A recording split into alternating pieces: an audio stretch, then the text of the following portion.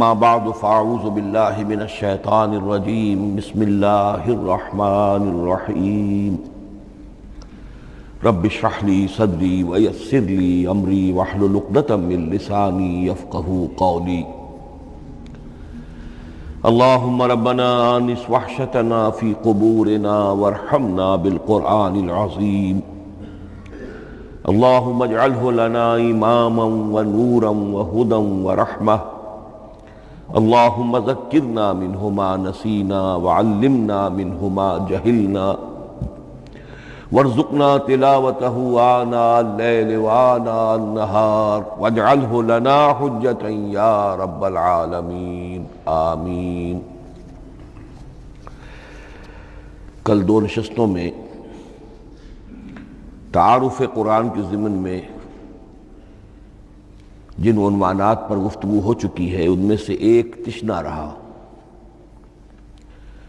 قرآن حکیم کی ترتیب اور تقسیم۔ اس کی تدوین کے بارے میں گفتگو ہماری مکمل ہو چکی تھی کہ قرآن حکیم کی تدوین 3 مراحل میں مکمل ہوئی۔ اولاً خود حضور صلی اللہ علیہ وسلم نے اللہ تعالیٰ ہی کے حکم سے قرآن مجید کو مرتب کر دیا اور اس مرتب شکل میں امت کو منتقل کیا۔ ترتیب معین ہو چکی تھی لیکن وہ کتابی شکل میں ما بین الدفترین جمع نہیں ہوا۔ اس کے بعد دوسرا مرحلہ آیا حضرت ابوبکر صدیق رضی اللہ تعالی عنہ کے عہد خلافت کے دوران، جب بہت سے حفاظ شہید ہو گئے جنگ یمامہ میں، تو تشویش پیدا ہوئی کہ قرآن حکیم کو کتابی شکل کے اندر مرتب بھی کر لیا جائے، جمع کر لیا جائے۔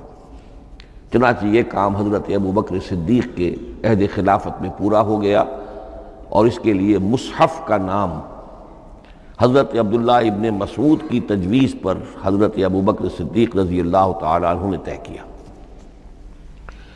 لیکن اس کے چونکہ ابھی پڑھنے کے انداز میں لوگوں کو کافی آزادی دی گئی تھی کہ اپنے اپنے لہجے کے مطابق لوگ پڑھ سکتے ہیں، تو اس سے محسوس ہوا کہ اب اس کے لکھنے کے انداز میں بھی فرق آ رہا ہے، تو اس لیے ضرورت محسوس ہوئی کہ اس کا ایک اسکرپٹ، ایک رسم الخط جو متفق علیہ ہو، اجماعی ہو، وہ طے کر دیا جائے۔ چنانچہ یہ تیسرا مرحلہ حضرت عثمان رضی اللہ تعالی عنہ کے عہد خلافت میں طے پایا، اسی لیے اس کو اب مصحف عثمانی کہتے ہیں، اس لیے کہ وہ رسم الخط اب ہمیشہ ہمیشہ کے لیے طے ہے۔ اس کے آفیشل نسخے تیار کیے گئے اور بڑے بڑے شہروں میں جو بھی اس وقت اس مسلمان ممالک تھے ایک ایک نسخہ بھیج دیا گیا اور باقی نسخے جو ہیں وہ طرف کر دیے گئے۔ تو اس طریقے سے گویا کہ ربع صدی کے اندر یہ تینوں مرحلے جو ہیں مکمل ہو گئے ہیں، اور جیسا کہ میں نے عرض کیا سب تسلیم کرتے ہیں کہ جو قرآن آج ہمارے پاس ہے وہ وہی ہے بعینہ جو محمد الرسول اللہ نے اپنی امت کو دیا تھا۔ البتہ جہاں تک قرآن کی ترتیب اور تقسیم کا تعلق ہے، بعض باتیں تو میں بیان کر چکا ہوں، ان کا صرف اجمالی اعادہ کروں گا۔ نمبر 1 یہ کہ قرآن کی جو بیسک یونٹ ہے، بنیادی اکائی، وہ آیت ہے۔ آیت کو ہم جملہ نہیں کہہ سکتے، آیت کو ورس نہیں کہہ سکتے، مصرع نہیں کہہ سکتے، اس کی اسی اصطلاح کو ہمیں ریٹین کرنا ہوگا۔ آیتیں چھوٹی بھی ہیں، بڑی بھی ہیں۔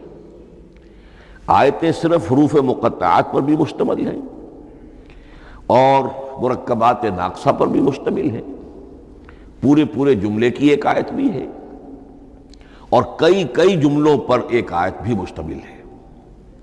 یہ تمام امور توقیفی ہیں، یعنی حضور صلی اللہ علیہ وسلم کے بتانے پر موقوف علیہ ہیں۔ ان میں کسی کے اجتہاد کو، کسی منطق، کسی گرامر، کسی نحو، کسی بیان کے کسی اصول کو کوئی دخل نہیں۔ جہاں تک آیتوں کی تعداد کا تعلق ہے وہ مختلف فی ہے، وہ اتفاقی نہیں ہے، اس لیے کہ 6,500 کے لگ بھگ آیات ہیں۔ فرق کیوں ہے؟ ایک بڑا فرق تو اس وجہ سے واقع ہو جاتا ہے کہ تمام سورتوں کے آغاز میں جو آیت بسم اللہ لکھی ہوئی ہے اس کے ضمن میں ایک اختلاف ہے کہ آیا ہر مرتبہ اس آیت کو کاؤنٹ کیا جائے یا نہ کیا جائے۔ صرف ایک صورت ہے سورہ توبہ جس کے شروع میں آیت بسم اللہ نہیں ہے، باقی 113 صورتوں کے آغاز میں بسم اللہ لکھی ہوئی ہے۔ تو بعض حضرات اس کو سمجھتے ہیں کہ یہ کاؤنٹ نہیں کی جائے گی، بلکہ یہ تو در حقیقت صرف صورتوں کے درمیان فصل اور فرق قائم کرنے کے لیے یہ آیت بسم اللہ لکھ دی گئی ہے۔ تو آپ سمجھیے کہ جو اس پہ اختلاف ہوگا تو 113 کی عدد کا فرق تو اسی سے واقع ہو جائے گا۔ بعض اور مقامات پر بھی آیات کی تعداد میں قدر اختلاف ہے وہ روایات ہی کی بنیاد پر، کسی شخص کو خود یہ حق حاصل نہیں ہے کہ وہ اس میں کوئی فرق کر سکے، تبدیلی کر سکے۔ بہرحال 6,500 کے لگ بھگ آیات ہے قرآن حکیم کی۔ آیتیں مل جل کر سورتوں کی شکل میں ہیں، ان کی تعداد متفق علیہ ہے 114۔ سورت سور سے بنا ہے، سور کے معنی فصیل ہے، گویا کہ ہر سورت جو ہے وہ اللہ تعالیٰ کے علم، معرفت، حکمت کا ایک شہر ہے۔ سورتوں میں آیات کے باہمی ربط کے حوالے سے اس کے معنی کے اندر اور اس کی حکمتوں کے اندر اضافہ ہوتا ہے، ربط آیات۔ اور جس طریقے سے کہ مختلف موتیوں کو پرو دیا جائے ایک دھاگے میں، اس سے ہار وجود میں آئے، جو ترتیب ہوگی موتیوں کی اس سے ان موتیوں کا حسن دوبالا ہو جائے گا۔ ایسے ہی معاملہ آیات قرآنیہ کا ہے کہ جو ایک سورت کے اندر ہیں، اور ہر سورت کا ایک مرکزی مضمون یا عمود ہوتا ہے، اور تمام آیتیں اس سے منطلق اور اس سے منسلک ہوتی ہیں۔ ان سورتوں کے بعد جیسا کہ میں نے عرض کیا، دور صحابہ میں ہمیں صرف ایک اصطلاح اور ملتی ہے، حزب اور یا منزل۔ وہ اس سہولت کے لیے کہ اگر ایک ہفتے میں پورا قرآن ختم کرنا ہو، اس کی تلاوت مکمل کرنی ہو، تو روزانہ ایک حزب پڑھ لیا جائے۔ یہ چونکہ دور صحابہ میں بھی مذکور ہے، لہذا اس میں ہم دیکھتے ہیں کہ حسن موجود ہے، یعنی یہ کہ نہ تو یہ قباحت ہے کہ صورتوں کو توڑا گیا ہو، بلکہ پوری پوری صورتیں شامل ہیں۔ کوئی مصنوعی مساوات قائم کرنے کی کوشش نہیں ہے، کوئی حزب نسبتاً تھوڑا سا زیادہ بڑا ہے، کچھ تھوڑا سا چھوٹا ہے، لیکن تقریباً مساوی ہے۔ خام خواہ کی کوئی مصنوعی مساوات قائم کرنے کی کوشش نہیں ہے۔ اور اس کے باوجود یہ حسن موجود ہے کہ سورہ فاتحہ کو اگر ہم علیحدہ رکھیں نماز پڑھی تو گئی وہ پورے بغیر قرآن کسی حکیم اذان کے کے لیے بغیر بادشاہ اور مقدمہ ہے۔ تو پہلے حزب یا پہلی منزل میں 3 گویا کہ اس نماز، دوسرے میں 5، تیسرے میں 7، چوتھے میں 9، پانچویں میں 11، چھٹی میں 13، یہ سیڑھی ہے بالکل۔ اور جو آخری حزب مفصل کہلاتا ہے، اس میں چونکہ آخری پارے میں آپ کو معلوم ہے چھوٹی چھوٹی صورتیں ہیں، تو تعداد 65 ہے، وہ بھی جو آخری تعداد ہے 13 اس کا ملٹیپل ہے۔ بہرحال یہ حزب، یہ بھی دور صحابہ میں اس کا تذکرہ ہمیں ملتا ہے۔ البتہ جو مزید تقسیم کی چیزیں ہمارے ہاں معروف ہیں وہ بات کی چیزیں ہیں۔ رکوعوں میں طویل صورتوں کو تقسیم کیا گیا تاکہ ایک رکعت میں اگر طویل صورت میں سے کوئی آیات پڑھنی ہے تو اس طرح پڑھی جائیں کہ مضمون ٹوٹے نہ۔ یہ حجاج ابن یوسف کے زمانے میں یہ کام ہوا ہے، اور بڑے غور و فکر سے ہوا، اور واقعتاً محسوس ہوتا ہے کہ معنوی جو ربط اور تعلق ہے اس کو ملحوظ رکھا گیا ہے۔ لیکن جو دوسری تقسیم ہمارے ہاں معروف ہو گئی ہے وہ پاروں کی ہے۔ اول تو یہ معلوم نہیں کہ یہ تقسیم کب ہوئی، مجہول الزمان ہے یہ۔ نمبر 2 یہ کہ اس میں یہ زیادتی بھی نظر آتی ہے کہ صورتوں کی فصیلیں توڑ دی گئی ہیں، گویا کہ ایک مصنوعی مساوات قائم کرنے کے لیے کہ 30 دن میں اگر قرآن مجید ختم کرنا ہو، ہر مہینے میں ایک ختم قرآن کوئی شخص کرنا چاہے تو روزانہ ایک پارہ پڑھ کر، لیکن یہ کہ اس میں وہ حسن موجود نہیں ہے، بلکہ یہ قباحت موجود ہے کہ صورتوں کاٹ دی گئی۔ اس کے بعد اب جو بات مجھے عرض کرنی تھی وہ یہ ہے کہ زیادہ عرصہ نہیں گزرا کہ قرآن حکیم کی ترتیب اور تقسیم کے ضمن میں ایک اور حقیقت سامنے آئی ہے، اور یہ حقیقت یہ ہے کہ قرآن حکیم کی سورتوں کے گروپس ہیں۔ اب یہ چونکہ ایک بالکل ماضی قریب کا معاملہ ہے، اس سے پہلے یہ ذکر موجود نہیں تھا۔ اول تو یہ بات بھی مان لیجئے کہ قرآن مجید میں ترتیب اور نظم، اس کے بارے میں ہمارے اسلاف نے نہ کوئی زیادہ محنت کی، اور نہ انہوں نے سمجھا کہ اس میں کوئی خاص ربط ہونا ضروری ہے۔ لیکن یہ کہ عہد حاضر میں مولانا حمید الدین فراہی رحمۃ اللہ علیہ ہندوستان میں ایک ایسے عالم پیدا ہوئے کہ جنہوں نے نظم قرآن کو اپنا خاص موضوع بنایا کہ یہ جو آیات باہم جوڑی گئی ہیں تو آخر کوئی حکمت ہے، صورتوں میں جو ربط قائم کیا گیا ہے یقیناً حکمت پر مبنی ہے، ورنہ سب سے سیدھی ترتیب تو جیسا کہ میں نے کل عرض کیا تھا یہ ہوتی ترتیب نزولی سے قرآن کو مرتب کر دیا جاتا۔ لیکن یہ کہ صورتیں آپ کو معلوم ہے طویل صورتوں میں ایسا بھی ہے کہ وہ ایک وقت میں نازل نہیں ہوئی بلکہ متعدد اوقات میں، اور سورہ بقرہ جو ہے وہ تقریباً 2 سال میں اس کی جو تنزیل ہے وہ مکمل ہوئی۔ تو پھر کچھ آیتوں کو جوڑنا، کس کو کہاں رکھنا ہے، کس کو کہاں رکھنا ہے، تو یہ حضور صلی اللہ علیہ وسلم نے خود کیا ہے، اللہ تعالیٰ کے حکم سے کیا ہے، تو یہ چیزیں حکمت سے خالی تو نہیں ہو سکتی۔ تو انہوں نے اس کو خاص اپنا موضوع بنایا اور ان کے سامنے بعض حقائق آئے ہیں، وہ حقائق ہیں جو اب میں آپ کے سامنے بیان کر رہا ہوں۔ اس میں ایک اشکال ہو سکتا ہے، اسے میں چاہتا ہوں کہ پہلے رفع کر دوں کہ یہ چیز اگر ہمارے اسلاف کے نظر میں نہیں آئی اور ان کی توجہ ادھر نہیں ہوئی تو یہ تو گویا کہ ایک بڑی مشکوک سی بات ہوگی۔ قرآن مجید کے علم کے ضمن میں گویا کہ متقدمین کے فہم پر ہمیں کچھ طعن کرنا ہوگا، لیکن یہ بات درست نہیں ہے۔ قرآن مجید ایک ایسی کتاب ہے جس کے بارے میں خود حضور نے جو فرمایا لا تنقضی عجائبہ، اس قرآن کے عجائب کبھی ختم نہیں ہوں، ولا یخلق عن کثرت الرد، بار بار کے پڑھنے سے اس پر کوئی پرانا پن، کوئی بوسیدگی طاری نہیں ہوگی، ولا یشبع منہ العلماء، اور کبھی اہل علم اس سے سیری محسوس نہیں کریں گے۔ تو قرآن مجید لا تنقضی عجائبہ، جیسے جیسے دنیا آگے بڑھ رہی ہے، تمدن آگے بڑھ رہا ہے، علم انسانی جو ہے مادی فزیکل سائنسز کا علم آگے بڑھ رہا ہے، قرآنی حقائق اور مبرہن ہو رہے ہیں اور واضح ہو رہے ہیں اور نکھر رہے ہیں۔ بہت سی باتیں ہمارے اسلاف کے علم میں نہیں آ سکتی تھی، اس لیے کہ ابھی انسانی معلومات کا دائرہ بہت ہی محدود تھا۔ ذوالقرنین کون تھے؟ اب چونکہ تاریخ مفسرین کے علم میں نہیں تھی تو سکندر اعظم کو سمجھا گیا کہ ذوالقرنین ہے، حالانکہ سکندر کی شخصیت اور ذوالقرنین کی وہ شخصیت جو قرآن میں بیان ہوئی ہے دونوں میں کوئی مناسبت ہے ہی نہیں۔ اسی طریقے کا معاملہ یہ کہ نظم قرآن کا ایک پہلو کہ جو ابھی پوری طریقے سے آشکارا نہیں ہوا تھا، یہ دور وہ ہے کہ جس میں اللہ کی فضل و کرم سے وہ بات بھی اب کھل کر سامنے آئی ہے، اور اس سے در حقیقت توثیق ہو رہی ہے حضور کے اس فرمان کی کہ لا تنقضی عجائبہ، اس کے عجائب کبھی ختم نہیں ہوں گے۔ انسان محنت کرے گا، کوشش کرے گا، یہ ہیروں کی ایک ایسی کان ہے جس میں سے اور ہیرے نکلتے چلے جائیں گے۔ اس کے ضمن میں ایک بات تو میں نے آپ سے کل عرض کر دی تھی اور آج پھر بھی کہی ہے، سورتوں میں بھی ایک ربط ہے، آیات جو سورتوں کے اندر جوڑی گئی ہیں، پھر سورتیں اکثر و بیشتر جوڑوں کی شکل میں ہیں۔ اس کے کچھ مثالیں بھی کل میں نے آپ کو دی تھی۔ قرآن مجید کی ایک آیہ مبارکہ ہے وَمِن كُلِّ شَيْءٍ خَلَقْنَا زَوْجَيْنِ لَعَلَّكُمْ تَعْقِلُونَ یا لَعَلَّكُمْ تَذَكَّرُونَ، مجھے پوری طرح یاد نہیں ہے۔ ہم نے ہر شے کو جوڑوں کی شکل میں پیدا کیا، اگرچہ اس کو چونکہ قرآن مخلوق نہیں ہے ہم اس پر اس کا اطلاق نہیں کریں گے، لیکن من کل شیء خلقنا زوجین، اس میں اس قدر کیٹیگوریکل سٹیٹمنٹ ہے کہ معلوم ہوتا ہے کہ یہ اصول اتنا اللہ تعالیٰ کے ہاں اتنا پسندیدہ ہے کہ قرآن مجید کی صورتوں میں بھی یہ صورتوں کے بھی جوڑوں کی شکل میں ہونا یہ بہت ہی اظہر من الشمس ہے۔ بعض جگہوں پر تو اظہر من الشمس ہے، بعض جگہوں پر ذرا تدبر کر کے بات معلوم ہوتی ہے۔ البتہ کہیں کہیں آپ کو نظر آئے گا کچھ منفرد صورتیں بھی ہیں، اور ان میں سے بعض یا جب دوران ترجمہ یہ چیزیں آئیں گی تو اب میں صرف اس وقت حوالہ دے سکوں گا، بڑی تیزی سے ہمیں چلنا ہوگا۔ اس وقت میں چاہتا ہوں کہ ذہن میں یہ حقائق بیٹھ جائیں۔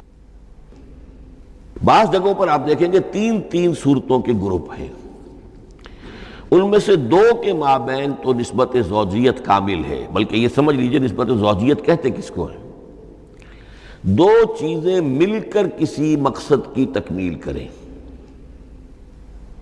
ان دونوں میں ایسی نسبت ہونی چاہیے ریسیپروکل کہ وہ ایک دوسرے کی تکمیل کے لیے اور کسی مقصد کے حصول کے لیے ان کے مابین ایک تعلق قائم ہو، یہ زوجیت ہے۔ اسی طریقے سے قرآن مجید میں جب صورتیں آتی ہیں جوڑوں کی شکل میں تو کسی مضمون کا ایک رخ وہ ایک صورت میں آ جائے گا اس کا دوسرا رخ دوسری صورت میں آ جائے گا، اور دونوں مل کر، جسے ہم کہتے ہیں تصویر کے دونوں رخ، وہ رخ مکمل ہو جائیں گے، بات پوری ہو جائے گی۔ البتہ بعض جگہوں پر ہے کہ تین صورتوں کے سب گروپس ہیں۔ میں اس معاملے میں گروپ کا لفظ ریٹین کر رہا ہوں، اس لیے کہ قدیم تو یہ تصور تھا نہیں، جدید اصطلاح ہے، تو اس میں چونکہ اب بہت سے الفاظ انگریزی زبان کے اب اردو میں آ گئے ہیں کہ اس کی جگہ کوئی اور بہت ہی کوئی کوشش کر کے لفظ آیا جائے تو وہ شاید زیادہ عام فہم نہیں ہوگا، یا عام فہم ہے۔ تو گروپس اور سب گروپس، چھوٹے گروپ، بڑے گروپ۔ تو یہ چھوٹے گروپ جو ہے تین صورتوں کے، ان میں سے دو کے مابین تو نسبت زوجیت بتمام و کمال ہوگی، اور تیسرے کی حیثیت ضمیمے کی ہوگی۔ اس کی مثالیں بعد میں آئیں گی۔ البتہ یہ جو ضمیمے ہوتے ہیں خود ان کے، یا جو دوسری منفرد صورتیں ہیں، خود ان میں آپ کو فصل کے ساتھ نسبت زوجیت مل جائے گی۔ اس سے آگے چلیے، اب اصل ہے وہ شے جس کو میں آج چاہتا ہوں بیان کرنا۔ قرآن حکیم کی صورتوں کی ایک گروپنگ اس اعتبار سے سامنے آئی، کچھ صورتیں مکی، پھر مدنی، پھر مکی، پھر مدنی، پھر مکی، پھر مدنی، پھر مکی، پھر مدنی۔ ایسا کیوں ہے؟ بڑی قابل غور بات ہے، اس میں کوئی حکمت ہے؟ اور عجیب بات یہ سامنے آئی، اس اعتبار سے بھی قرآن کے 7 گروپ بنتے ہیں۔ ہر گروپ میں ایک یا ایک سے زائد مکی صورت، اور پھر ایک یا ایک سے زائد مدنی صورتیں، ایک گروپ پورا ہو گیا۔ دوسرے گروپ میں پھر ایک یا ایک سے زائد مکی صورت، پھر ایک یا ایک سے زائد مدنی صورتیں، وہ پھر گروپ مکمل ہو گیا۔ یہ گروپ بھی قرآن حکیم میں 7 ہے۔ یہ گروپ جو ہے قرات کے لیے نہیں ہے، یہ گروپ جو ہے معنوی تقسیم ہے، غور و فکر کے اعتبار سے، کہ ہر گروپ کا ایک عمود ہے، ایک مرکزی مضمون ہے، اور جس طریقے سے صورتیں دو مل کر ایک مضمون کی تکمیل کرتی ہیں، اسی طرح ہر گروپ کی مکی اور مدنی صورتیں مل کر ایک بڑے مضمون کی تکمیل کرتی ہیں۔ اس طریقے سے گویا کہ یہ قرآن مجید میں 7 گروپ ہیں بڑے بڑے، جو کہ جس میں کہ صورتیں جو ہیں وہ جمع کی گئی ہیں۔ مثلا میں اب آپ کو اشارتاً بتا دوں، پہلے گروپ میں سورہ مکی جو ہے وہ صرف ایک ہے، سورہ فاتحہ، تعداد میں تو ایک ہے، وہ اپنے حجم کے اعتبار سے چھوٹی بھی ہے لیکن بہت بھاری صورت ہے۔ وَلَقَدْ آتَيْنَاكَ سَبْعًا مِنَ الْمَثَانِي وَالْقُرْآنَ الْعَظِيمِ، محض اس صورت کو بھی قرآن عظیم کہا گیا ہے۔ لیکن ایک صورت مکی، سورہ فاتحہ، پھر 4 طویل ترین صورتیں مدنی، بقرہ، آل عمران، نساء، مائدہ۔ دوسرے گروپ میں 2 صورتیں مکی، 2 مدنی، الانعام، الاعراف مکیات، الانفال، التوبہ مدنیات۔ تیسرا گروپ چلتا ہے، 14 صورتیں مسلسل چلی جا رہی ہیں مکی، سورہ یونس سے، سورہ یونس، سورہ ہود، سورہ یوسف، سورہ رعد، سورہ ابراہیم، چلتے جائیے، سورہ حجر، سورہ نحل، سورہ بنی اسرائیل، سورہ کہف، سورہ مریم، سورہ طٰہٰ، سورہ انبیاء، سورہ حج اور سورہ مومنون، 14 صورتیں۔ اب آئی ایک مدنی صورت، سورہ نور۔ یہ تیسرا گروپ مکمل ہو گیا۔ چوتھے گروپ میں بھی یہی بات آپ کو نظر آئے گی۔ الفرقان سے سورہ سجدہ تک 8 صورتیں مکی ہیں، اور پھر ایک صورت آتی ہے سورۃ الاحزاب، وہ مدنی ہے۔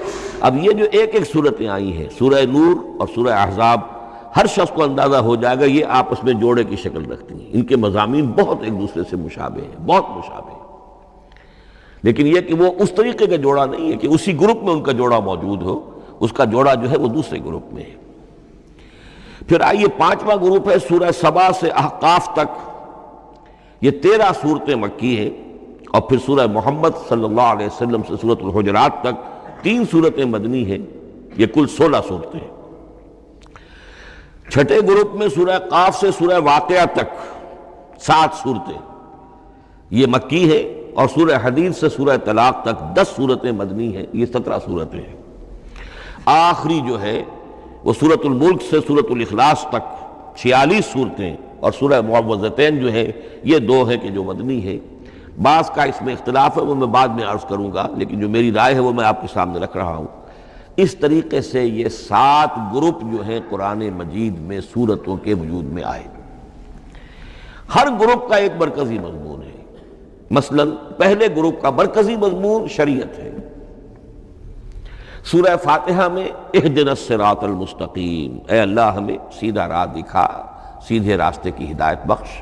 اب وہ سیدھا راستہ کیا ہے؟ شریعت خداوندی، شریعت الہی، اور شریعت مکمل ہو جاتی ہے ان 4 صورتوں میں۔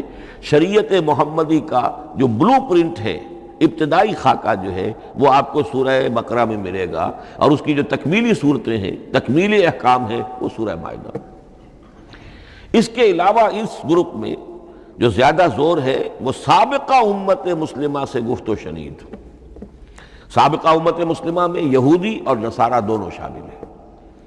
اب ان پر جرح بھی ہے، ان پر تنقید بھی ہے، ان کو ملامت بھی ہے، ان کی قرارداد جرم ان کے خلاف جو ہے وہ بھی دی گئی ہے، اور پھر یہ کہ ان کو معزول کر کے اور نئی امت کو اس مقام پر نصب کرنے کا اعلان ہے، اور ان کو بڑی زوردار دعوت ہے کہ اب محمد پر ایمان لاؤ اور قرآن پر ایمان لاؤ صلی اللہ علیہ وسلم۔ یہ پہلا گروپ ہے۔ اسی طریقے سے ہر گروپ کا، اب یہ ساتھ ساتھ جب ہم چلیں گے تو میں تفصیل کے ساتھ بیان کرتا جاؤں گا کہ اس گروپ کا یہ مرکزی مضمون ہے، اور اس طور سے یہ صورتیں آپس میں ایک دوسرے کے ساتھ مربوط ہیں۔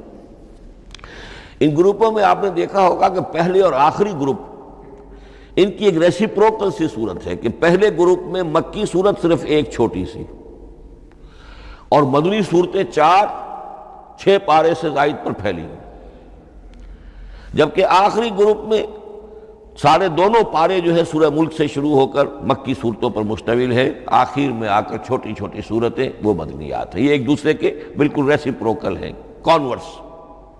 لیکن دوسرا گروپ ادھر سے اور دوسرا ادھر سے، یعنی چھٹا، یہ بڑے متوازن ہیں، 2 صورتیں مکی 2 مدنی، اور ادھر 7 صورتیں مکی اور 10 مدنی، لیکن 7 صورتیں جو ہیں وہ 3 رکوعوں کی ہیں، ان میں سے ایک 4 رکوع کی بھی ہے، اور اکثر و بیشتر وہ جو دوسری ہے وہ 2 رکوعوں کی ہے، تقریباً متبادل بنتی ہے۔ تو درمیان میں جو ہے ان میں جو مدنی صورتوں کا حصہ بہت کم ہے، اکثر و بیشتر جو ہے وہ مکی صورتیں ہیں۔ ان مکی صورتوں کے اندر بھی جو 6 گروپ تقریباً بنتے ہیں، اس لیے کہ پہلی گروپ کے اندر تو مکی صورت صرف سورہ فاتحہ ہے، تو ان میں سے پہلے 2 گروپوں میں رسالت کا مضمون مرکزی مضمون ہے، درمیانی 2 گروپوں میں توحید کا مضمون مرکزی مضمون ہے، آخری 2 گروپوں میں انذار آخرت کا مضمون مرکزی مضمون ہے۔ آخری صورتیں آپ کو معلوم ہے سورہ قاف سے شروع ہو کر تو پھر یہ انذار آخرت جو ہے ان سب کا مرکزی مضمون ہے۔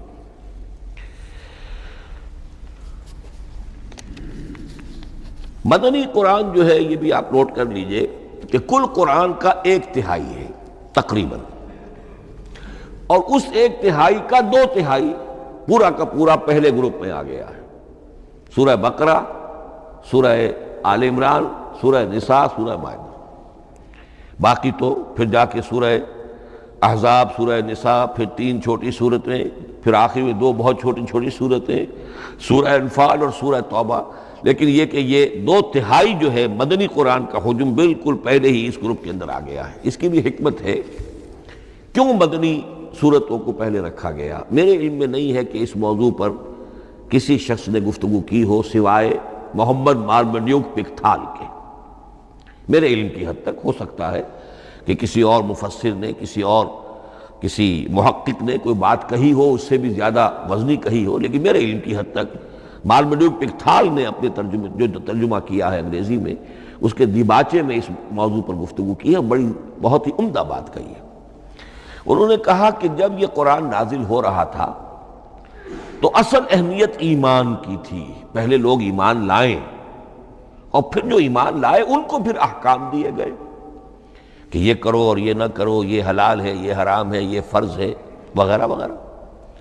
لیکن جب ایک امت وجود میں آ گئی، امت کے وجود میں آنے کے بعد اب نسلاً مسلمان پیدا ہو رہے ہیں، ان کے ہاں اب ضرورت پہلے اسلام کی ہے، چاہے بچہ چھوٹا ہی ہے، پہلے اسے احکام سکھائے جائیں گے۔ بچہ چھوٹا ہی ہے، نماز پڑھنی سکھائی جائے گی، بچہ چھوٹا ہی ہے، روزہ رکھنا سکھایا جائے گا۔ تو امت کے اس طرح تشکیل پا جانے کے بعد اب اصل اہمیت جو ہے وہ احکام کی ہو گئی ہے، احکام اب مقدم ہے، اور ایمان کا معاملہ جو ہے وہ اس کے بعد مؤخر ہے۔ کوئی شخص بالغ ہوگا، ذہین ہوگا، فطین ہوگا، غور و فکر کی صلاحیت سے اگر اللہ تعالیٰ نے اسے بہرور کیا ہوگا پھر وہ حقیقت ایمان تک رسائی حاصل کرے گا، ورنہ یہ ہے کہ عام ایک مسلمان جو ہے اسے جہاں تک احکام کا تعلق ہے ان پر تو عمل کرنا ہی ہے۔ تو یہ بڑی میں سمجھتا ہوں کہ ذہانت پر مبنی بات ہے کہ جو محمد مارمیلیوک پکتھال نے کہی ہے، اور مجھے اس سے اتفاق ہے۔ اب آئیے اگلا معاملہ، اگلی بحث، اگلا موضوع، قرآن کا موضوع کیا ہے؟ کیا قرآن فلسفے کی کتاب ہے، سائنس کی کتاب ہے؟ کیا یہ جیولوجی کی کتاب ہے، فزکس کی کتاب ہے، کس چیز کی کتاب ہے؟ تو پہلی بات یہ سمجھیے، قرآن کا موضوع ہے انسان، لیکن انسان کی اناٹمی نہیں، انسان کی فزیولوجی نہیں، انسان کی اینتھروپولوجی نہیں، کچھ نہیں، انسان کی ہدایت۔ یہ ہدایت کا لفظ بنیادی ہے قرآن مجید کے لیے۔ چنانچہ دیکھیے، ذرا نوٹ کر دیجئے، سورہ بقرہ کے شروع ہی میں ھدی للمتقین، پھر اس کے وسط میں ھدی للناس، سورہ یونس میں فرمایا ھدی ورحمۃ للمؤمنین، سورہ لقمان میں فرمایا ھدی ورحمۃ للمحسنین، سورۃ البقرہ اور النحل میں فرمایا، نمل میں ھدی وبشریٰ للمؤمنین، آل عمران میں وموعظۃ للمتقین، ھدی وموعظۃ للمتقین، پھر 3 مرتبہ الہدیٰ هو الذی ارسل رسولہ بالہدی ودین الحق لیظہرہ علی الدین کلہ۔ الہدیٰ، ہدن نکرہ ہے، الہدیٰ معرفہ ہو گیا، یعنی ہدایت کاملہ، ہدایت تامہ، ہدایت ابدی۔ اسی طرح سورۃ النجم میں فرمایا وَلَقَدْ جَاءَهُم مِّن رَّبِّهِمُ الْهُدَىٰ، سورۃ الجن میں وَإِنَّا لَمَّا سَمِعْنَا الْهُدَىٰ آمَنَّا بِهِ، سورہ بنی اسرائیل میں وَمَا مَنَعَ النَّاسَ أَن يُؤْمِنُوا إِذْ جَاءَهُمُ الْهُدَىٰ، سورہ بنی اسرائیل میں بھی یہ الفاظ آئے، سورہ کہف میں بھی آئے۔ تو قرآن کا موضوع ہے ہدایت، اور اس کو اب ذہن میں رکھیے کہ انسان کے علم کے 2 گوشے ہیں۔ علم انسانی 2 حصوں میں منقسم ہے۔ ایک حصہ ہے فزیکل ورلڈ کا علم، جو حواس کے ذریعے سے حاصل ہوتا ہے، مادی حقائق ان کا علم۔ حواس 5 ہمارا دیکھنا، سننا، سونگھنا، چکھنا، چھونا، یہ تمام صلاحیتیں ہیں، ان سے کچھ معلومات حاصل ہوتی ہیں، اور عقل کا یہ کمپیوٹر ان کو پروسیس کرتا ہے، اس سے نتائج نکالتا ہے، نتائج نکال کے سٹور کر لیتا ہے۔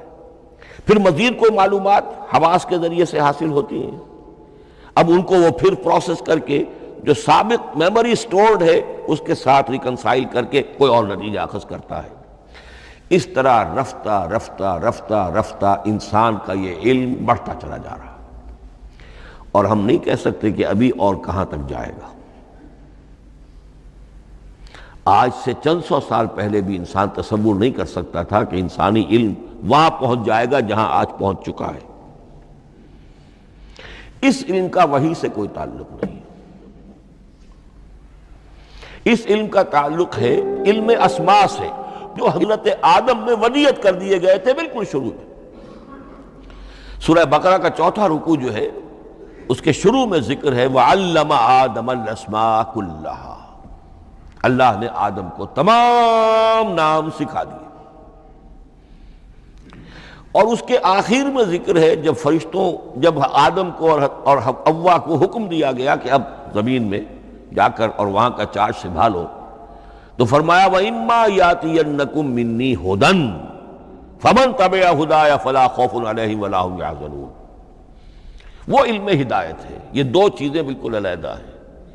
علم اسماء در حقیقت یوں سمجھیے کہ جیسے آم کی گٹھلی میں پورا آم کا درخت ہوتا ہے، وہی تو گٹھلی ہے جو آپ زمین میں دباتے ہیں، پھر اگر پانی وہاں پڑتا ہے، زمین میں روئیدگی بھی ہے، وہ گٹھلی پھٹے گی، وہ جو اس میں سے 2 پتے نکلیں گے، وہ پتے اوپر بڑھیں گے، درخت بنے گا۔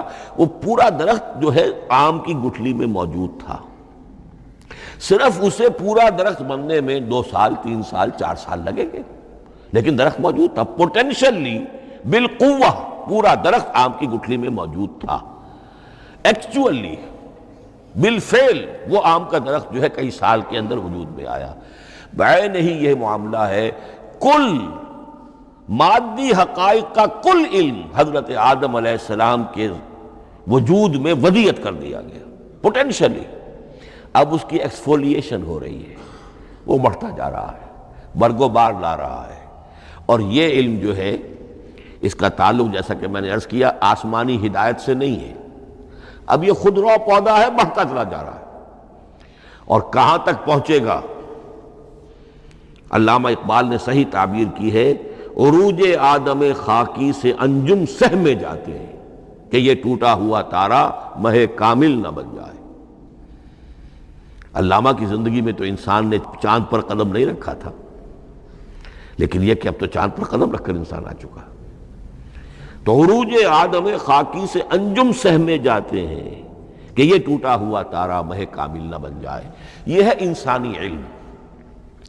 اس انسانی علم کے ساتھ اگر وہ علم وہی علم ہدایت نہ ہو تو یہ علم جو ہے بجائے خیر کے شر بن جاتا ہے۔ آج وہ شیطانی قوت بن چکا ہے، وہ علم اقامت کہی گئی نماز ہلاکت کا سامان بن چکا ہے، تباہی کا ذریعہ بن چکا ہے۔ لیکن اس کے ساتھ دوسری بات ضروری تھی جو کہ وحی کے ذریعے سے آنے والا علم تھا، فَإِمَّا يَأْتِيَنَّكُم مِّنِّي هُدًى فَمَن تَبِعَ هُدَايَ فَلَا خَوْفٌ عَلَيْهِمْ وَلَا هُمْ يَحْزَنُونَ۔ یہ علم الہدایت جو ہے یہ در حقیقت قرآن حکیم میں آ کر مکمل ہو گیا ہے۔ اس کے لیے بھی میں چاہتا ہوں کہ بات آپ سمجھ لیں، اس میں جو ارتقاء ہوا ہے، پہلی کتابیں نازل ہوئیں ان میں بھی ہدن تو تھی، کل بھی میں نے آپ کو آیت سنائی تھی سورہ مائدہ کی، انا انزلنا التوراۃ فیہا ھدی و نور، ہم نے تورات نازل کی تھی، اس میں ہدایت بھی تھی، نور بھی تھا۔ اسی رکوع میں 7واں رکوع ہے وہ سورہ مائدہ کا، انجیل کے بارے میں، فیہ ھدی و نور، اس میں بھی ہدن بھی تھی، ہدایت بھی تھی، نور بھی تھا۔ لیکن یہ ہدایت اور یہ نور درجہ بدرجہ ترقی کر رہا ہے، یہاں تک کہ کامل ہوا ہے، قرآن میں آ کر الہدا بن گیا ہے۔ اب یہ ہدن نہیں، الہدا، کامل ہدایت نامہ۔ اس کی وجہ کیا ہے؟ دیکھیے، ایک بچے کو اگر آپ تعلیم دینا چاہتے ہیں تو اس کی ذہنی سطح کو ملحوظ رکھے بغیر تو نہیں دے سکتے۔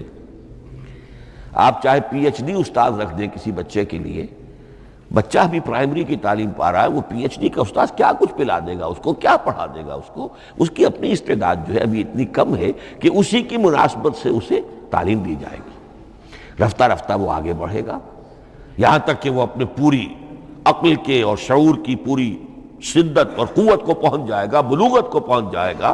اب اسے آخری علم پڑھایا جائے گا، اب اسے فلسفہ پڑھایا جائے گا، پہلے وہ ہسٹری پڑھ رہا تھا، اب فلسفی آف ہسٹری پڑھے گا۔ اس حوالے سے تدریجاً اللہ تعالیٰ نے تورات میں صرف احکام ہے، حکمت ہے ہی نہیں، انجیل میں حکمت ہے، احکام ہے ہی نہیں، دونوں مل کر ایک بات کو مکمل کرتی ہیں۔ تورات میں صرف احکام ہے، حکمت ہے ہی نہیں۔ جیسے کہ میں نے عرض کیا تھا، بچے کو آپ بتا دیتے ہیں بھئی روزہ ٹوٹ جاتا ہے اس طریقے سے، روزے کا مطلب یہ ہے اب دن بھر کھانا کچھ نہیں ہے، چاہے بچہ ابھی 6 سال کا ہے، 7 سال کا ہے، 8 سال کا ہے، آپ بتا رہے ہیں احکام تو دے دیے جائیں، یہ کرو یہ نہ کرو، یہ ڈوز ہیں یہ ڈونٹس ہیں۔ تو احکام عشرہ، دی 10 کمانڈمنٹس، احکام دیے گئے، حکمت نہیں۔ ابھی حکمت کا تحمل ان کے لیے ممکن نہیں تھا، ابھی وہ عہد طفولیت ہے نوع انسانی کا۔ یوں سمجھیے کہ آج سے 3500 سال قبل کا انسان، 1400 قبل مسیح میں تورات دی گئی ہے حضرت موسیٰ علیہ السلام کو۔ اب یہ 2000 مسیح آنے والا ہے تو 3400 سال پہلے کی بات ہے، تو انسانی ذہن ابھی جس سطح پر تھا، یہاں تک کہ 2000 سال پہلے حضرت مسیح علیہ السلام کے بھی الفاظ انجیل میں موجود ہیں، اب بھی موجود ہیں۔ اپنے حوارین سے آپ نے فرمایا تھا ابھی مجھے تم سے اور بھی بہت سی باتیں کہنی تھیں، مگر ابھی تم ان کا تحمل نہیں کر سکو گے، جب وہ فارقلیت آئے گا تو تمہیں سب کچھ بتائے گا۔ یہ پیشین گوئی تھی محمد الرسول اللہ صلی اللہ علیہ وسلم، ابھی تم تحمل نہیں کر سکتے۔ ابھی 600 برس اور چاہیے تمہاری ذہنی بلوغت کے لیے۔ تو الہدا مکمل ہوا ہے قرآن حکیم میں آ کر۔ البتہ ایک نقطہ اس میں نوٹ کیجئے، قرآن مجید اگرچہ کتاب ہدایت ہے، سائنس کی کتاب نہیں ہے، لیکن اس میں سائنٹیفک فینومینا کی طرف اشارے موجود ہیں۔ چونکہ قرآن مجید ان تمام جو بھی یہ کائناتی حقائق ہیں ان سب کو آیات الہیہ قرار دیتا ہے۔ ان فی خلق السماوات والارض واختلاف اللیل والنہار والفلک التی تجری فی البحر بما ينفع الناس وما انزل اللہ من السماء من ماء فاحیا بہ الارض بعد موتها وبث فیہا من کل دابۃ وتصریف الریاح والسحاب المسخر بین السماء والارض لآیات لقوم یعقلون۔ یہ سب نشانیاں ہیں اللہ کی، اللہ کی قدرت، اللہ کی عظمت، اللہ کے علم کامل، اللہ کی حکمت بالغہ، سب نشانیاں۔ تو یہ جو فزیکل فینومینا ہیں ان کی طرف قرآن ریفر کرتا ہے۔ بعض حقائق وہ ہے کہ جن کا تعلق ایسٹرونومی سے ہے، کل فی فلک یسبحون، یہ تمام اجرام سماویہ جو ہیں یہ اپنے اپنے مدار میں تیر رہے ہیں، معلوم ہوا ہر شے حرکت میں ہے۔ انسان پر تو ایک دور ایسا گزرا ہے وہ یہ سمجھتا تھا زمین ساکن ہے اور سورج حرکت کر رہا ہے، پھر ایک دور آیا کہا نہیں سورج ساکن ہے، زمین حرکت کرتی ہے، اس کے گرد چکر لگاتی ہے، اور آج ہمیں معلوم ہوا ہر شے حرکت میں ہے، ہر شے۔ سورج کا بھی اپنا ایک مدار ہے، اس میں وہ حرکت کر رہا ہے اپنے پورے کنبے کو لے کر، یہ پورا سولر سسٹم اس کا کنبہ ہے، اس پورے کنبے کو لے کر وہ بھی ایک مدار میں حرکت کر رہا ہے۔ تو معلوم ہوا کل فی فلک یسبحون۔ اب یہ کل کا لفظ جس طرح منقع ہو کر، جس طرح مبرہن ہو کر، جس شان کے ساتھ آج وہ عویدہ ہوا ہے، واضح ہوا ہے، آج سے پہلے انسان کو معلوم نہیں تھا۔ تو یہ جو فزیکل فینومینا ہے جن کی طرف قرآن مجید ریفر کرتا ہے، یہ اگرچہ قرآن کا اصل موضوع نہیں ہے، لیکن ایک بات جان لیجئے کہ قرآن مجید میں ان فزیکل فینومینا کے بارے میں جو بات کہی گئی ہے وہ غلط نہیں ہو سکتی، اور یہ وہ حقیقت ہے کہ جو اس دور میں آ کر اتنی واضح ہوئی ہے۔ آپ نے نام سنا ہوگا ڈاکٹر مورس بکائی کا، یہ فرانسیسی سرجن تھے، انہوں نے مطالعہ کیا، کمپیریٹو اسٹڈی کی قرآن بائبل دونوں کی، بائبل سے مراد اولڈ ٹیسٹمنٹ نیو ٹیسٹمنٹ دونوں، اور وہ اس نتیجے پر پہنچا کہ پورے قرآن میں کوئی ایک لفظ ایسا نہیں ہے جسے ہماری ساری سائنسی انکشافات میں سے کسی نے غلط ثابت کیا، جبکہ تورات میں بے شمار چیزیں ایسی ہیں کہ سائنس انہیں غلط ثابت کر چکی ہے۔ The science, the Quran and the Bible. اب یہ بات بڑی اہم ہے، اس کو بڑی خوبصورت انداز میں ڈاکٹر رفیع الدین مرحوم نے کہا ہے کہ یہ کائنات اللہ کا فعل ہے، عمل ہے، اس کی تخلیق ہے، اس کی تدبیر ہے، اور قرآن اللہ کا قول ہے۔ قول و عمل میں تضاد ممکن نہیں، عام انسان کے قول و عمل میں تضاد ممکن نہیں، اللہ کے قول و فعل میں اور قول و عمل میں تضاد ہو سکتا ہے۔ ہاں یہ ہو سکتا ہے کہ ایک دور میں انسانوں نے بات سمجھی نہ ہو، ان کا ذہن وہاں تک پہنچا نہ ہو، ان کی معلومات کا دائرہ ابھی اس حد تک ہو کہ ان حقائق تک نہ پہنچا ہو، لیکن جیسے جیسے وقت آئے گا مزید حقائق منکشف ہوں گے اور یہ بات اور زیادہ سے زیادہ واضح سے واضح تر ہوتی چلی جائے گی کہ جو کچھ قرآن میں لکھا ہے وہی برحق ہے۔ ہاں آج سے پہلے انسانی ذہن اس حد تک رسائی حاصل کرنے کا اہل نہیں تھا، اور یہ ہے در حقیقت آیت قرآن حکیم کی۔ یہ سورہ حامیم السجدہ کی لاسٹ بٹ ون آیت ہے، سَنُرِيهِمْ آیاتنا فِي الْآفَاقِ وَفِي أَنفُسِهِمْ حَتَّى يَتَبَيَّنَ لَهُمْ أَنَّهُ الْحَقُّ۔ ہم انہیں دکھاتے چلے جائیں گے اپنی نشانیاں، آفاق میں بھی انفس میں بھی۔ سَنُرِيهِمْ آیاتنا فِي الْآفَاقِ وَفِي أَنفُسِهِمْ حَتَّى يَتَبَيَّنَ لَهُمْ، یہاں تک کہ یہ بات پوری طرح نکھر کر مبرہن ہو کر ان کے سامنے واضح ہو جائے گی، انہ الحق، کہ قرآن حق ہے۔ اور اسی کی حقیقت جو ہے جیسا کہ میں نے عرض کیا، ایک تو مورس بکائی کو ذہن میں رکھیے، اور ایک اور شخص کینیڈا میں ایک بہت بڑا ڈاکٹر ہے کہ جو ایمبریولوجسٹ ہے، اور اس کی جو ٹیکسٹ بکس ہے جو ایمبریولوجی پر، علم جنین یعنی رحم مادر میں جو بچے کی پرورش ہوتی ہے کیسی ہوتی ہے، کن کن سٹیجز سے گزر کر ہوتی ہے، یہ علم جنین یا ایمبریولوجی، تو سٹینڈرڈ ٹیکسٹ بک ہے دنیا میں اس کی، ڈاکٹر کیتھل مور کی۔ اور وہ حیران رہ گیا کہ میں نے جب قرآن کا مطالعہ کیا کہ آج سے 1400 برس قبل، جبکہ نہ مائکروسکوپ تھی، نہ ڈسیکشن ہوتا تھا ابھی ہیومن باڈی کا، یہ حقائق جو قرآن بیان کر رہا ہے، وَلَقَدْ خَلَقْنَا الْإِنسَانَ مِنْ صُلَالَةٍ مِّن مَّاءٍ مَّهِينٍ ثُمَّ جَعَلْنَاهُ نُطْفَةً فِي قَرَارٍ مَّكِينٍ ثُمَّ خَلَقْنَا النُّطْفَةَ عَلَقَةً فَخَلَقْنَا الْعَلَقَةَ مُضْغَةً فَخَلَقْنَا الْمُضْغَةَ عِظَامًا فَكَسَوْنَا الْعِظَامَ لَحْمًا، یہ کہاں سے معلوم ہوئے؟ اور واقعہ یہ ہے کہ اس سے زیادہ صحیح تعبیر ممکن نہیں۔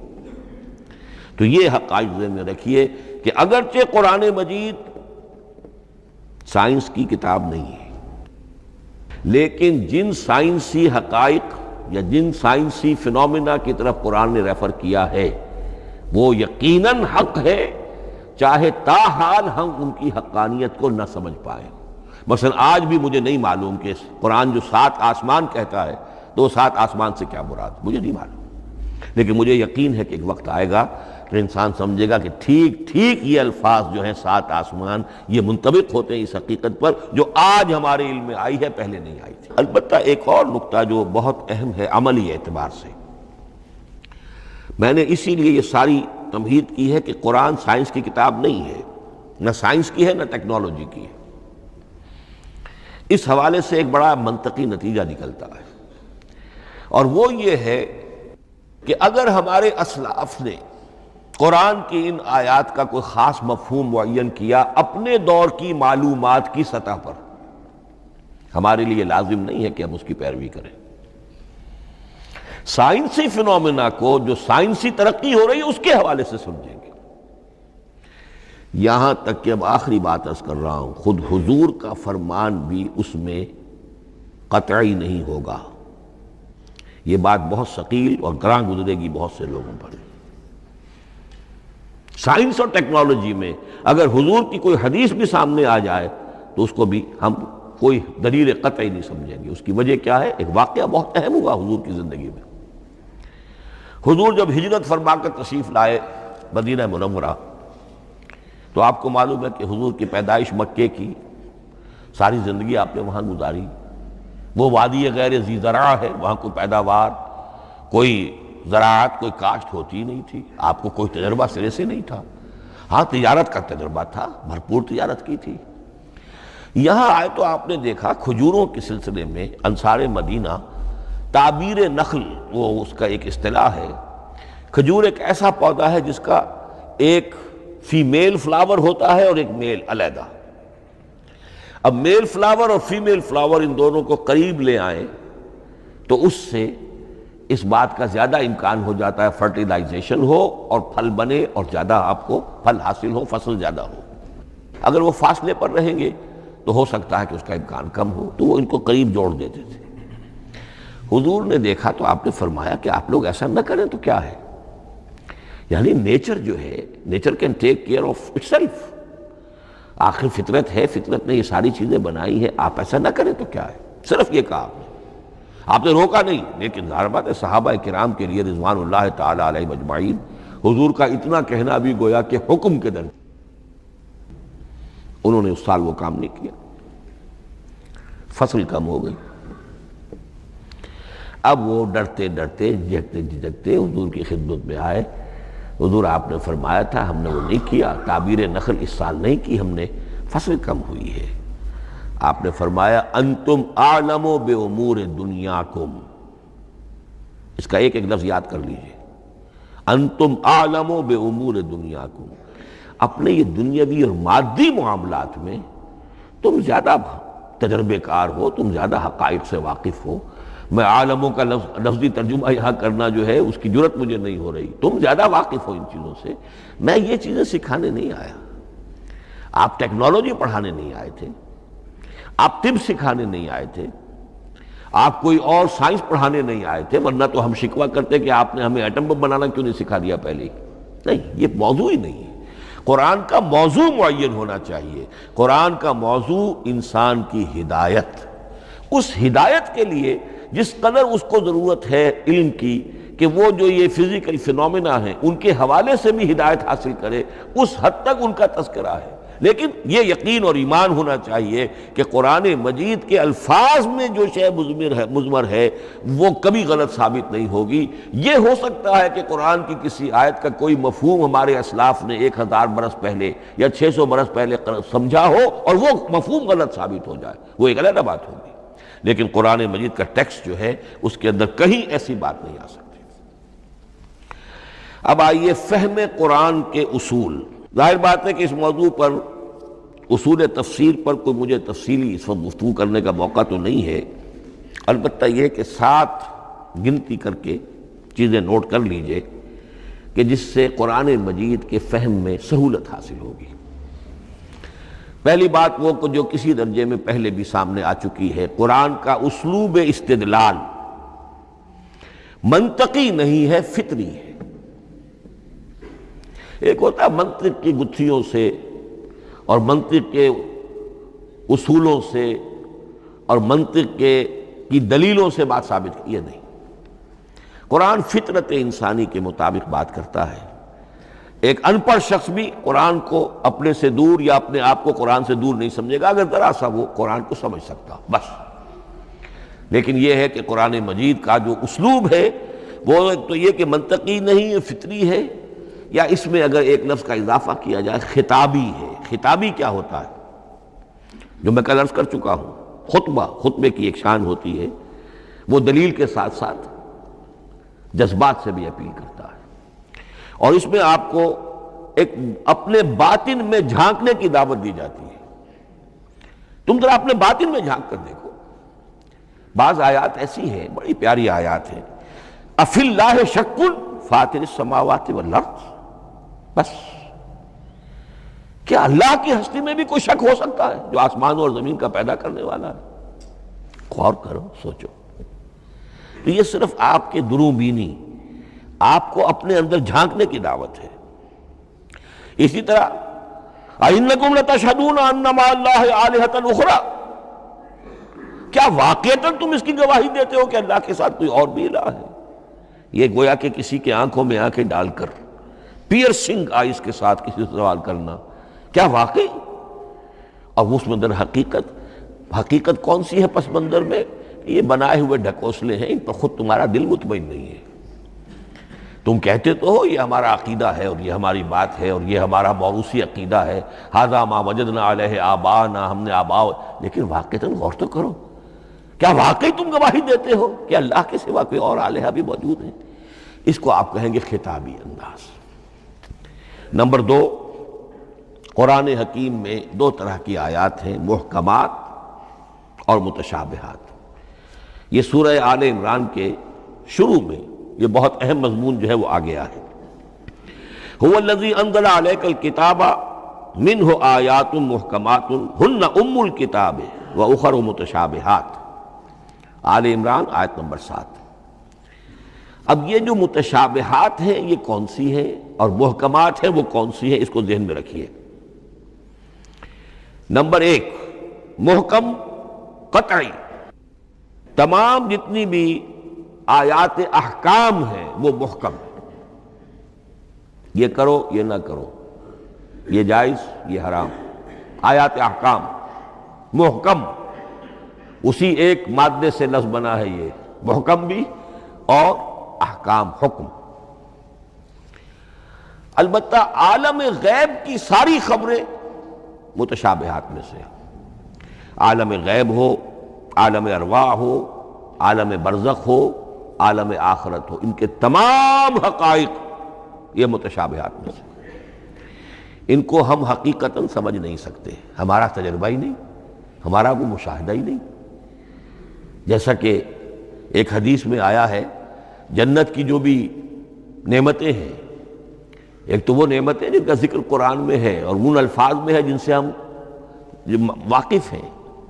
اب ان میں تو یہ ہے کہ حور و قصور اور پھل اور یہ اور دودھ اور شہد اور وغیرہ وغیرہ وغیرہ، وہ چیزیں ہم جانتے ہیں، تو وہ بھی حق ہے، ایسے ہی ہوں گی، اتوب ہی متشابہہ، لیکن یہ صرف نزل ہے، یہ تو ابتدائی مہمان نوازی ہے۔ نزل من غفور الرحیم، جو اصل ضیافت ہونی ہے اہل جنت کی، اس کے بارے میں فرمایا وہ نعمتیں ملیں گی، ما لا عین رات ولا اذن سمعت وما خطر علی قلب بشر، جو نہ کسی آنکھ نے کبھی دیکھی، نہ کسی کان نے کبھی سنی، نہ کسی انسان کے دل پر ان کا خیال تک وارد ہے، انہیں ہم کیا سمجھیں گے؟ تو عالم برزخ، عالم آخرہ، عالم غیب، عالم ارواح، ان کی تمام چیزوں کو ہم آیات متشابہات میں سے سمجھیں گے۔ البتہ یہ جو سائنٹیفک فنومینا والی باتیں ہیں مادی علوم کی، ان میں یہ ہے کہ متشابہ اور محکم ہونے کا معاملہ بدلتا چلا جا رہا ہے۔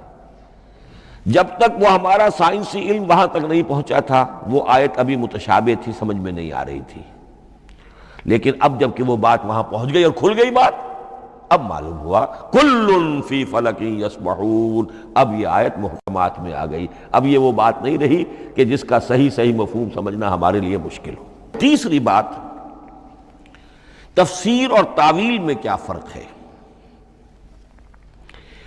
تفسیر کا عام طور پر لفظ استعمال ہوتا ہے لفظی طور پر، الفاظ کی بحث، نحوی بحث، قواعد گرامر جو ہے ان کے حوالے سے جو بحث کی جائے گی وہ تفسیر ہے، اور اس کی اصل حقیقت اور مدلول کو سمجھنے کی جو کوشش کی جائے گی وہ تعویل ہے۔ تو یہ دو الفاظ جو ہیں یہ مختلف ہوں گے، تفسیر اور تعویل۔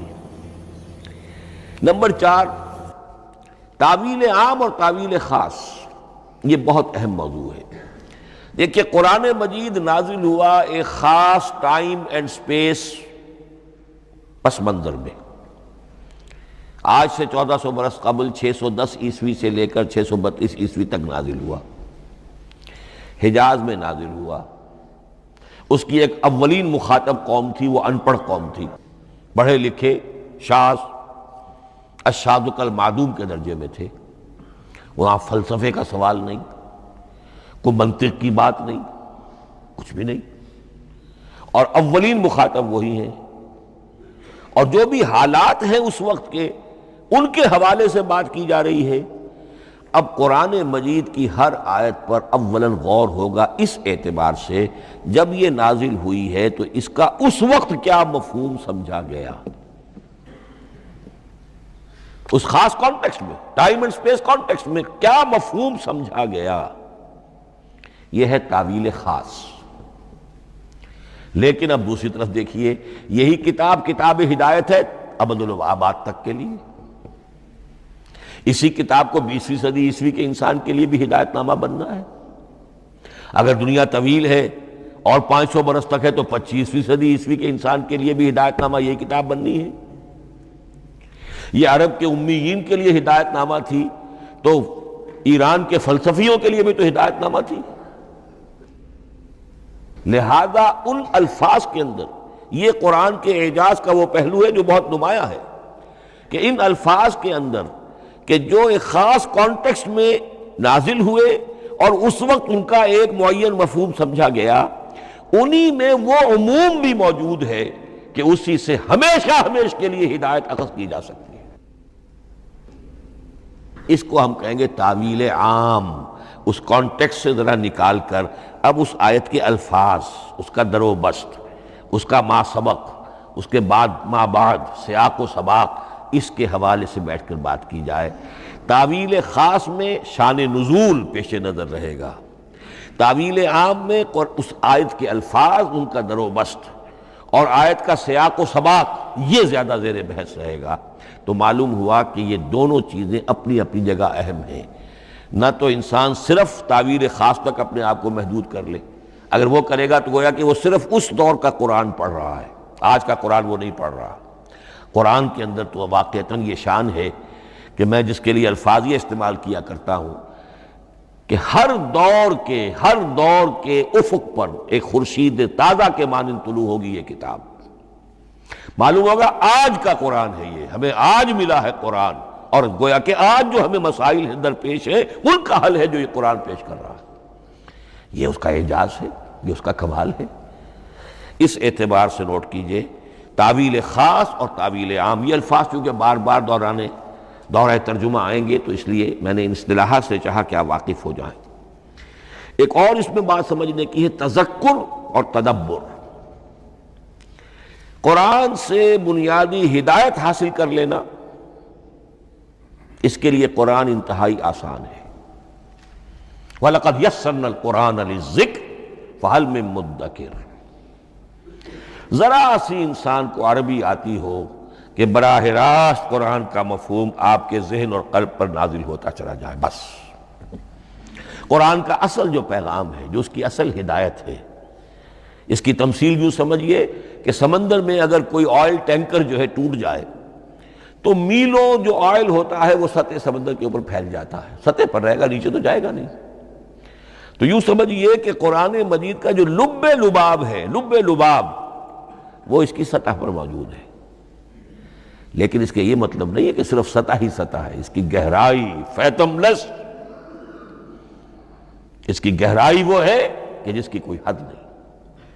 اب اس کے لیے تعمق، گہرائی میں غوطہ زنی کرنا، قرآن میں ہو غوطہ زن اے مرد مسلمان، اس کے اعتبار سے یہ دنیا کی مشکل ترین کتاب.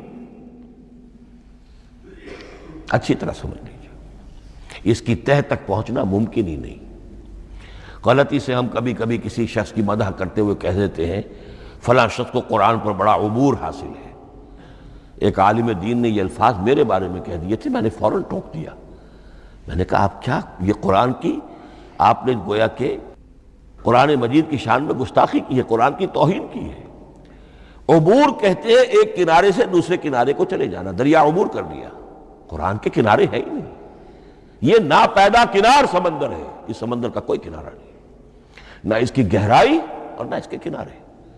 لہذا پوری زندگی کوئی امام راضی ہو، کوئی زمخشری ہو، کوئی ہو، پوری زندگی کھپا کر بھی وہ یہ نہیں کہہ سکے گا کہ میں نے قرآن مجید کو بتمام و کمال سمجھ لیا ہے. معاذ اللہ معاذ اللہ معاذ اللہ، ناممکن. وراء الورا ثم وراء الورا، یہ ہے تذکر اور تدبر. اس کے لیے تو پوری زندگی انسان کھپائے، پورا وقت اس کے لیے لگائے، پوری صلاحیت کھپا دے، تب بھی وہ بہت سی جگہوں پر پھر بھی کہے گا واللہ عالم.